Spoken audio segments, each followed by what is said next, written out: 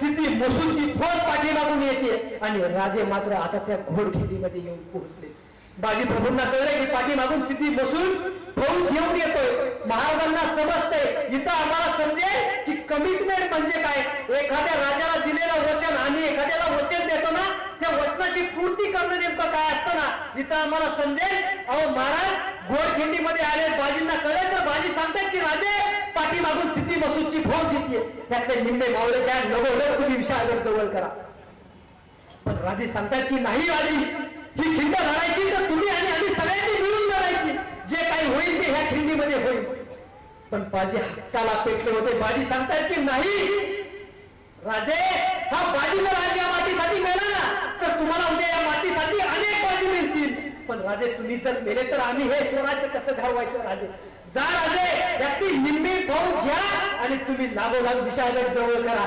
गडावरती जा आणि 3 तोफांचे वार करा. अहो जोपर्यंत राजे तुम्ही त्या गडावरती पोहोचत नाही ना राजे, तोपर्यंत हा बाजी स्वतःची छाती पोळादी छाती घेऊन ह्या खिंडीमध्ये उभा राहील. जा राजे. राजांनी मिठी मारली बाजींना आणि राजा 300 मावळ्यांची फौज घेऊन आता मात्र विशाळगडाच्या जवळ निघाले. सिद्धी मसूदची फौज आली आहे, पहिली फौज आली, पहिली तुकडी. प्रचंड युद्ध त्या घोडखिंडीमध्ये झाले.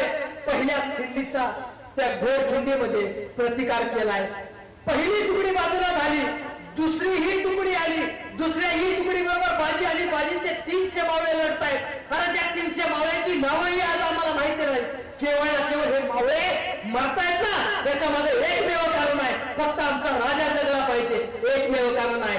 दुसरी तुकडी संपली आणि तिसरी ही तुकडी आली.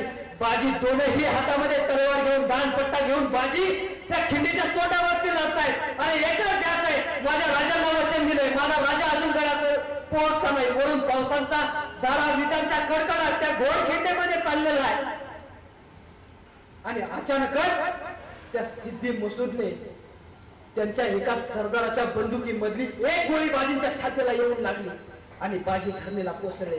पण बाजी तरीही गोळी लागली असताना लढत होते. पण डोक्यामध्ये एक विचार होता की अरे माझा राजा अजून गडावरती पोहोचला नाही. राजांना वचन दिलंय राजे तुम्ही गडावरती जा, तोपर्यंत अजून बाजी खिंडीमध्ये लढतायत. आणि एक क्षण असा आला, शिवाजी राजे त्या गडावरती जाऊन पोहोचले आणि त्या विशाळ गडावरती 3 तोफांचे बाण धाड धाड धाड असे 3 बाण झाले आणि बाजींनी इकडे स्वतःचा देह सोडलाय.